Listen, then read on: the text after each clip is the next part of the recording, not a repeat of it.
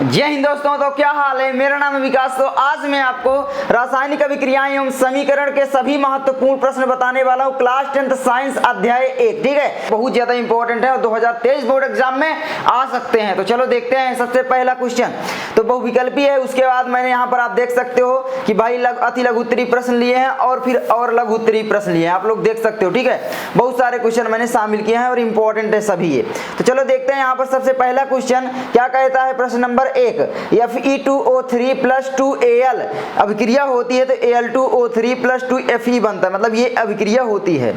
ठीक है, तो यहाँ पर ऊपर दी गई अभिक्रिया किस प्रकार की है ये यहाँ पर बोला गया। सबसे पहला विकल्प है ए नंबर संयोजन अभिक्रिया, बी नंबर विकल्प है वियोजन अभिक्रिया, सी नंबर विकल्प है विस्थापन अभिक्रिया और डी नंबर विकल्प है द्विविस्थापन अभिक्रिया। तो किस प्रकार की अभिक्रिया ये यहाँ पर बोला गया है।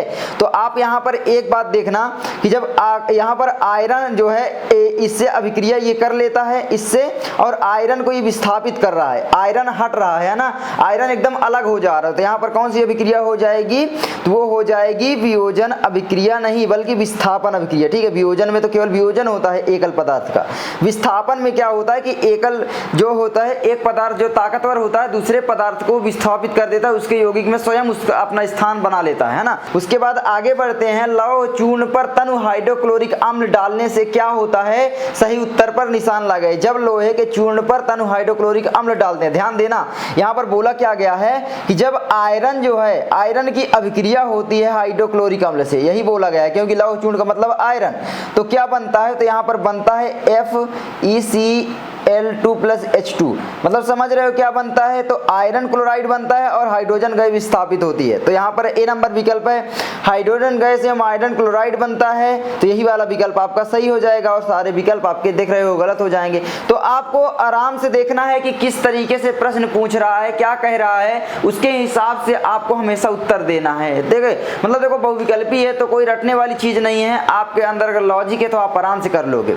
उसके बाद आगे आता है प्रश्न नंबर 3। ठीक है, लेड सल्फेट का रासायनिक सूत्र है। तो ए नंबर विकल्प है Pb2OSO4, बी नंबर विकल्प है PbSO4 का ट्वाइस, सी नंबर विकल्प है PbSO4 और डी नंबर विकल्प है PbSO4 का थाइस। तो यहाँ पर क्या होगा, Pb जो होता है आप जानते हो, Pb का आवेश जो होता है +2 होता है क्योंकि ये धातु होती है, और SO4 का जो होता है वो ऋणात्मक आवेश के साथ -2 होता है। तो यहाँ पर जब ये दोनों मिलते हैं तो ये क्या बनाएंगे, PbSO4। अब आप बोलोगे ये कैसे, क्योंकि -2 + 2 कट जाएंगे, PbSO4 बनाएंगे, बिल्कुल सिंपल। तो PbSO4 यानी विकल्प नंबर 3 आपका सही हो जाता है। तो चलो अब बढ़ते हैं महत्वपूर्ण अति लघु उत्तरीय प्रश्न की ओर। तो चलो अब देखते हैं अति लघु उत्तरीय प्रश्न। बोर्ड एग्जाम की दृष्टि से ये प्रश्न भी वेरी इंपॉर्टेंट है, तो इनको आप लोग जरूर याद कर लेना। सबसे पहला क्वेश्चन कहता है वायु में जलाने से पहले मैग्नीशियम रिबन को साफ क्यों किया जाता है।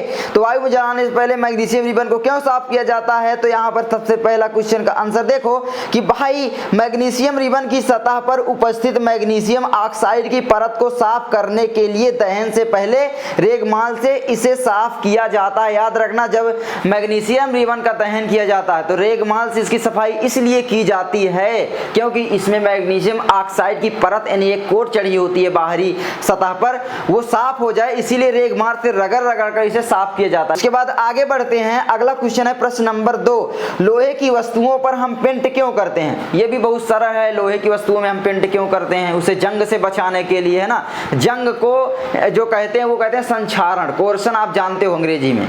तो यहाँ पर क्या होगा कि भाई लोहे की वस्तुओं को संक्षारण से बचाने के लिए उनकी ऊपरी परत पर हम पेंट करते हैं, बिल्कुल सिंपल है ना। और यहाँ पर पेंट हवा, नमी तथा वस्तु की सतह के मध्य प्रत्यक्ष संपर्क को समाप्त कर देता है। बिल्कुल सिंपल है कि भाई अगर वहां पर नमी नहीं जाएगी, पानी नहीं जाएगी, हवा नहीं जाएगी तो किसी भी सतह पर जो चाहे लोहे की है चाहे कोई हो, वहां पर वो क्या होगा, ऑक्सीकृत नहीं होगा और वहां पर संक्षारण नहीं होगा, वो जंग से बचा रहेगा। लेकिन जैसे ही हवा नमी के संपर्क में आता है संक्षारित हो जाता है, तो वो जो हवा नमी है उससे संपर्क तोड़ देते हैं पेंट करके। ठीक है, पेंट कर दो, ग्रीस लगा दो या तेल लगा दो, बहुत सारी चीजें, मिश्र धातु बना दो। ठीक है, जैसे स्टील में आप देखोगे जंग नहीं लगता, क्यों, क्योंकि दो धातुओं को मिश्रण होता है। उसके बाद चलो आगे देखते हैं। आगे आपका आता है प्रश्न नंबर 3, ये बहुत इंपॉर्टेंट इंपॉर्टेंट है, ठीक है, लॉजिकल क्वेश्चन है इसीलिए इंपॉर्टेंट है। एनसीईआरटी में आप जानते हो लॉजिकल क्वेश्चन ज्यादा पूछता है। किसी पदार्थ एक्स के विलयन का उपयोग सफेदी करने के लिए होता है, ठीक है, कोई भी पदार्थ एक्स है, एक्स का नाम नहीं बताया गया, उसको सफेदी करने के लिए होता है। तो पहला पदार्थ एक्स का नाम तथा इसका सूत्र लिखिए, दूसरा पदार्थ एक्स की जल के साथ अभिक्रिया लिखिए। अब यहाँ पर ध्यान देना कि भाई सफेदी करने के लिए हमारे घरों में जो पुताई करने के लिए क्या हम लाते हैं, ध्यान देना।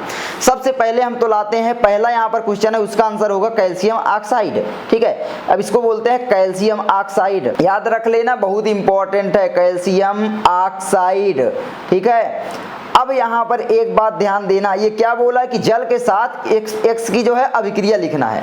तो दूसरा का आंसर जो आप लिखोगे वो होगा कि भाई कैल्शियम ऑक्साइड की अभिक्रिया जल के साथ करवा दो। तो यहाँ पर क्या ये बना लेता है, तो ये देखो बिना बुझा हुआ चूना होता है कैल्शियम ऑक्साइड, जिसको चूना पत्थर बोलते हैं, आप लोग जानते हो। चूना पत्थर जो होता है वो खाने के काम में आता है। जैसे ही हम इसे जल में डालते हैं एक अभिक्रिया होती है और एक कैल्शियम हाइड्रोक्साइड में परिवर्तित हो जाता है, जिसे बुझा हुआ चूना कहते हैं।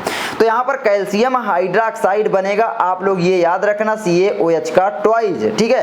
तो ये आप याद कर लेना, बहुत ज्यादा इंपॉर्टेंट है।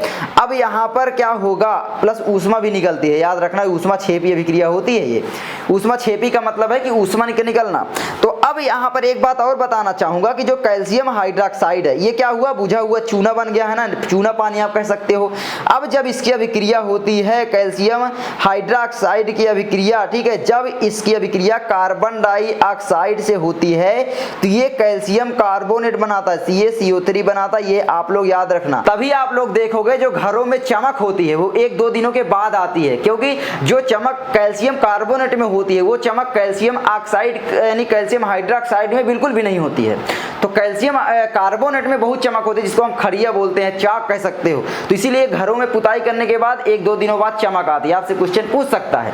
तो ये आई होप आप समझ गए होंगे, ठीक है। तो चलो अब आगे बढ़ते हैं लघु उत्तरीय प्रश्न की ओर। तो यहाँ पर लघु उत्तरीय प्रश्न आप देख सकते हो, ये भी बहुत ही प्रश्न इंपॉर्टेंट हैं और बोर्ड एग्जाम में आ सकते हैं, तो इनको भी आप लोग तैयार कर लो, 100% बोर्ड एग्जाम में आएंगे। तो सबसे पहला क्वेश्चन कहता है तेल एवं वसा युक्त खाद्य पदार्थों को नाइट्रोजन से प्रभावित क्यों किया जाता है। तो यहाँ पर उत्तर है कि भाई तेल एवं वसा युक्त खाद्य पदार्थों को नाइट्रोजन से प्रभावित इसलिए करते हैं ताकि, ये आंसर आपको कहीं भी क्वेश्चन बैंक में कहीं भी नहीं मिलेगा। मैंने सरल करने के लिए थोड़ा इसको लिखा है, आपको रटने की जरूरत नहीं पड़ेगी, मैं ये जानता हूं। तो यहाँ पर आप लोग देख सकते हो सबसे पहला क्या कहा गया कि भाई तैलीय पदार्थ वायु में उपस्थित ऑक्सीजन से मिलकर यानी ऑक्सीजन से अभिक्रिया करके भी बोल सकते हो कि तैलीय पदार्थ वायु में उपस्थित ऑक्सीजन से मिलकर विकृत गंधिता उत्पन्न करते हैं, अतः ये खराब होने लगते हैं, ठीक है। क्या होते हैं, खराब होने लगते हैं, इसके स्वाद एवं गंध में परिवर्तन होने लगता है, इसलिए इन्हें लंबे समय तक टिकाऊ बनाने के लिए N2 से प्रभावित करते हैं। N2 से प्रभावित का मतलब क्या है, जब चिप्स वाली पैकेटें होती हैं आप देखोगे उसमें पहले से कुछ गैसें भरी होती हैं, कोई भी गैस भरी होती है आप देखोगे उसमें नाइट्रोजन गैस होती है। बहुत सारे लोग बोलते हैं कि भाई उसको बड़ा दिखाने के लिए उसमें गैस भरी जाती है, ऐसा नहीं है। उसको क्या करते हैं कि नाइट्रोजन गैस से N2 से प्रभावित कर देते हैं ताकि उसमें दूसरी बाहरी गैस यानी ऑक्सीजन जो है वो प्रवेश ना कर सके। हवा में ऑक्सीजन मौजूद होती है ताकि वह खराब ना हो सके, ये आप याद रखना। किसी कोई भी अब ऐसे बोले तो उसका जवाब आप दे देना उसको। तो मैंने आपको इतने सारे इंपॉर्टेंट क्वेश्चन बता दिए, बोर्ड एग्जाम में नंबर लाने का तरीका बता दिया कि भाई इंपॉर्टेंट क्वेश्चन ज्यादा से ज्यादा तैयार करो, लेकिन आप लोग अपना इंपॉर्टेंट काम नहीं कर रहे। वो क्या, ये यहाँ पर लाल कलर का जो बटन दिख रहा है इसको दबा नहीं रहे हो, मतलब सब्सक्राइब नहीं कर रहे हो, तो सब्सक्राइब करो जल्दी से भाई, जाओ सब्सक्राइब करो। तब तक के लिए आगे मिलामी, जय हिंद, जय भारत।